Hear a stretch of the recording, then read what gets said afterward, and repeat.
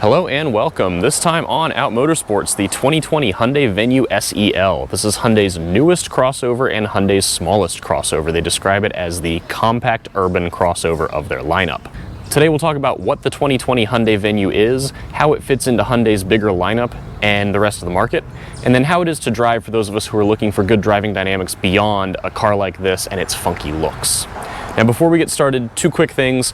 As always, if you like what we're up to and like this video, please do take a second to subscribe to the channel right here on YouTube. We do really appreciate the support. And we now have another way you can show your support with these Out Motorsports t-shirts. These are available for sale on our website alongside Out Motorsports decals. I will place a link to both of these items in the description below, so please do check those out if you're looking to support us beyond just a subscription right here on YouTube. And with that, let's move on to the Hyundai Venue.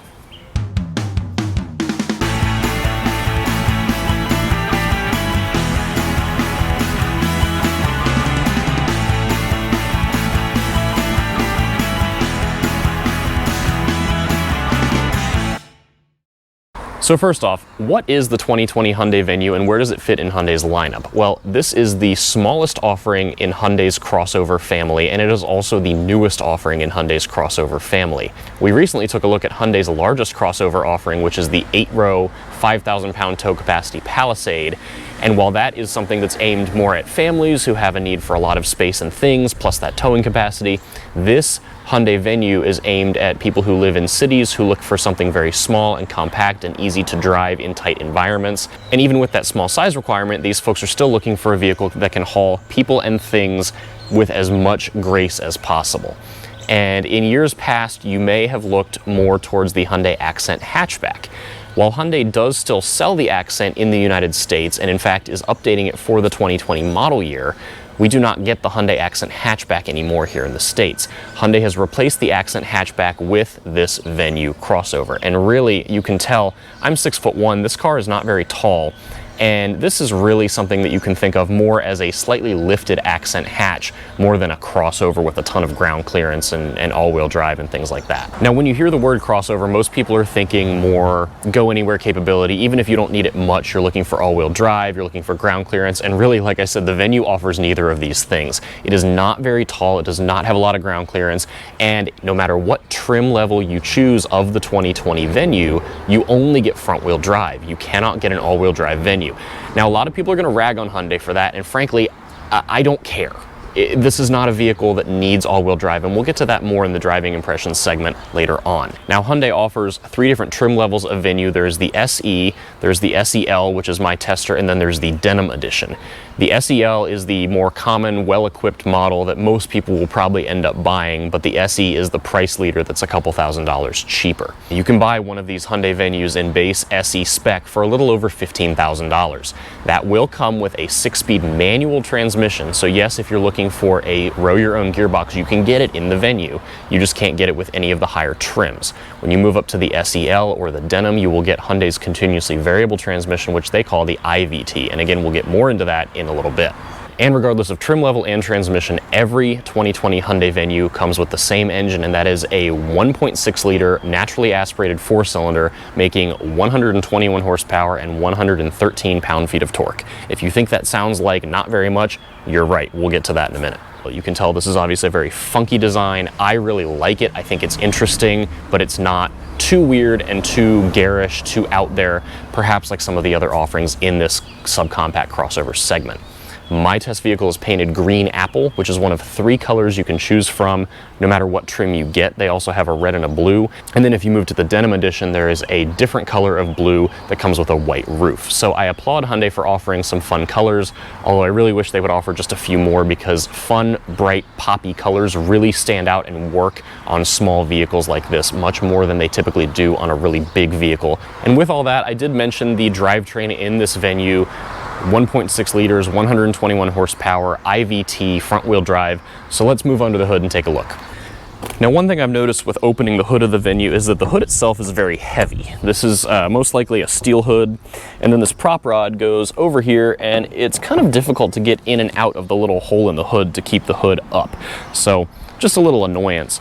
Now, the one big thing that I noticed when I was poking around under the hood of this Venue is how small the engine is compared to the engine bay. Like I said, this is a 1.6 liter 4-cylinder. It is naturally aspirated, and there's a lot of extra room here. You've got room in front of the engine, room behind the engine. You can see all of your accessories and components. And what that means to me is this is an engine that will probably be very easy to maintain at home if you're looking to do that versus using a shop or a dealership service department. Now, Hyundai does offer a very good factory warranty, as they do with pretty much any vehicle they sell. All Venues come with a standard 5-year, 60,000 mile bumper-to-bumper warranty with free roadside assistance for the entire duration of that first 5 years and 60K. You also have a drivetrain warranty that goes for 10 years or 100,000 miles. Now, other than the fact that there is a lot of room to work under the hood, that's great, but the drivetrain itself is not really compelling. The engine, like I said, makes 121 horsepower and 113 pound-feet of torque. It makes neither of those figures very low in the revs, so it really has to be wound out to go anywhere very quickly. And that is combined with what Hyundai calls their IVT. Now, this is a term that Hyundai has more or less made up. This is a continuously variable transmission, so there are no fixed gear ratios. It uses a series of pulleys and a belt of sorts to change the ratios and get you moving. And a lot of consumers didn't like the fact that these belts provided this kind of squishy driving experience. They can be noisy. The belts can need replacement sometimes. So what Hyundai did is they looked at that and they tried to make the most reliable and quiet version of a CVT that they could, and that is what they call IVT. And the big difference with an IVT versus a traditional CVT is that where most manufacturers would use what's called a push belt, Hyundai uses a chain belt. So this is both more durable, and in theory it is a bit quieter. Now, regardless of the quietness of the chain belt versus a traditional push belt, this is not a quiet drivetrain, and like I said, you really have to wind it out to make the power in the first place. And even when you're doing that, there's just no getting around the fact that the Venue is a slow car. And we'll talk about the driving experience of the Venue mated with this 1.6 and IVT in a minute, but it just bears mentioning that if you're looking for something zippy feeling even at slower city speeds, this is probably not going to be at the top of your list. Now let's move around to the rear of the 2020 Venue, because where it most impressed me was actually in the cargo area. Now, I wouldn't normally get this excited about a cargo area because, frankly, there's nothing really that interesting back here. It's a bunch of carpet and plastic. But there are two things that Hyundai did to make the Venue feel bigger than it actually is, which is really, really helpful when you've got something that is supposed to be as small as possible but still hold a lot of things.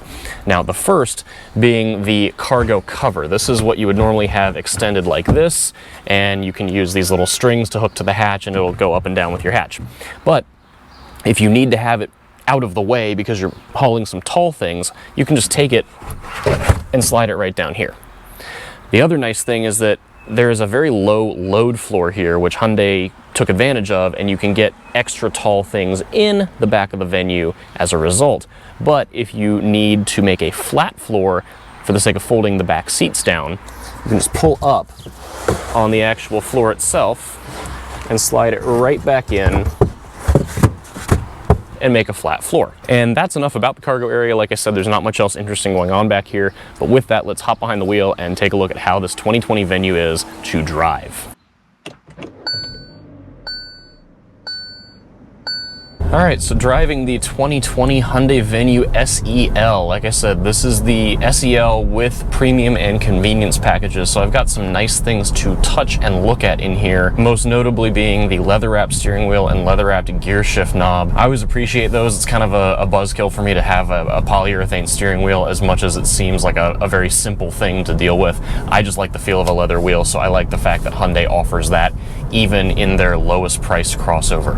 And speaking of things that you touch, one of the highlights of the Venue, and really of every Hyundai that I've been driving lately, is that all of their touch points and things that you interact with inside the vehicle are just nice.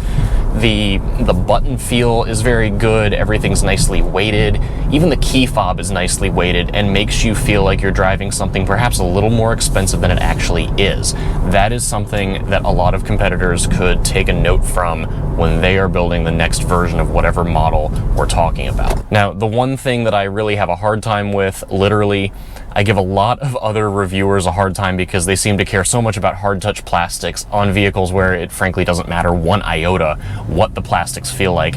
But this portion of the driver's armrest is not padded at all, and it would be very tedious and annoying on a longer drive because it's just hard plastic to rest your elbow on. I've got the chance to pull a U-turn here, and all I'm going to do is put it to the floor from more or less 0 miles an hour up to the speed limit of 35. And this is literally 0 to 35.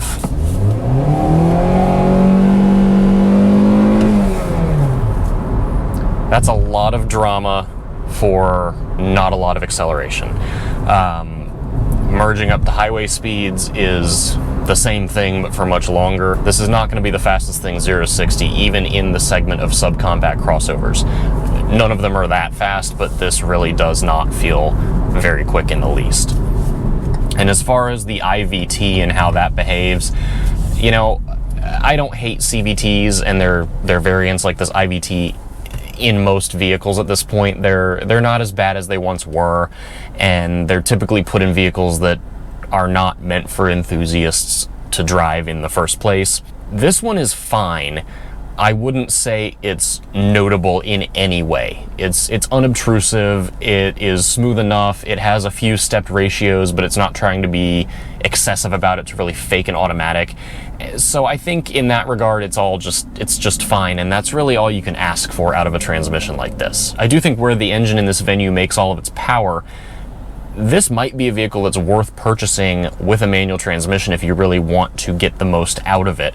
I think the IVT perhaps makes everything feel just a little more laggy than it actually is. So if you can deal without some of the other options that you get with the SEL, perhaps throw your own set of wheels and tires on it that are bigger and a little more stylish, I think the 6-speed might be the one to buy.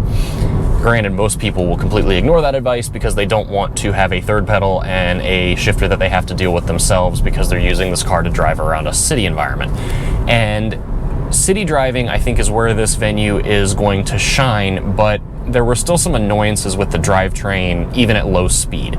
Clearly, this is not a fast car, that's fine, but the throttle is tuned to have a big dead spot from a stop, which means you really have to give it the boot to get going.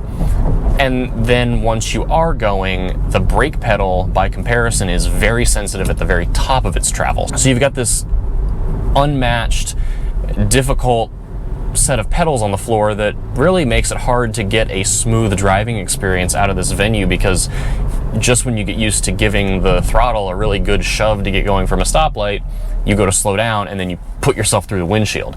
So I've had a really hard time over the course of 7 days with this Venue adjusting to these pedals. It's just a calibration thing, really. It's nothing to do with the drivetrain in that regard. I think it just makes the whole thing feel a little sloppier than it actually is. As far as visibility is concerned, it's really good in here every which way. My test vehicle also has the blind spot monitoring, which is very, very good. And there's an interesting feature which is helpful in the city if you get distracted easily. The Venue is able to identify when the car in front of you has set off from a stop, and if you don't start moving, it will beep at you and show a little message in between the gauges. It sounds really silly, but I actually came to appreciate that, you know, if I was talking to a passenger or staring out the window at something and just didn't quite notice that the light had turned green. So it helps prevent some of those big honking cacophonies that you might get, you know, driving through a city environment. It is certainly not the fastest, but it does seem to lead on price. It's a few $1,000s cheaper than pretty much all the competitors in the subcompact crossover space, and it does do well on fuel. The Venue is rated at 30 miles a gallon in the city and 34 miles a gallon on the highway, and that is exactly what I've seen in my driving. And then speaking of drivetrain, like I said, every Hyundai Venue comes as front-wheel drive. You cannot get these vehicles in all-wheel drive, and here's why I don't think it matters. A lot of people have been sold all-wheel drive as a marketing device over anything. They get sold all-wheel drive for the sake of confidence in the rain and the snow, and you really need to have it, and it's set this expectation that every new vehicle can or should be available with all-wheel drive in some form. And Hyundai said, no, we're keeping it simple, we're keeping it less expensive, and it's front-wheel drive, and it is what it is, you get what you get. In a lot of city environments, you're not gonna be driving if there's enough snow on the ground to where all-wheel drive makes an actual difference. So if you're buying this vehicle for the sake of city commuting and city living, you're gonna be home when it snows, so who cares? And for the people who do need to get out when it's kind of crappy weather, front-wheel drive does have an advantage over rear-wheel drive in the sense of weight being over the drive wheels, generally doing well even with two-wheel drive. You could always throw a set of steel wheels and snow tires on here. It would probably be just fine. But I really think Hyundai has decided to focus on the simplicity of a front-wheel drive only configuration. And for the people who are clamoring for Hyundai to offer all-wheel drive in something like this, stop. You can buy a Kona, you can buy anything bigger than a Kona in Hyundai's lineup and get all-wheel drive.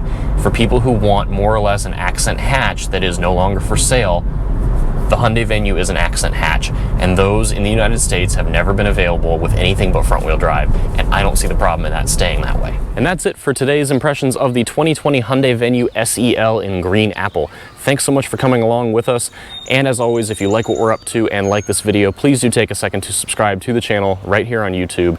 And like I mentioned earlier, if you're looking for one of these really cool shirts, really appreciate the support, head on over to outmotorsports.com for both a t-shirt and a full written review of this 2020 Venue SEL. You can also find us on Facebook and Instagram under the same name. Thanks so much, and we'll see you again soon.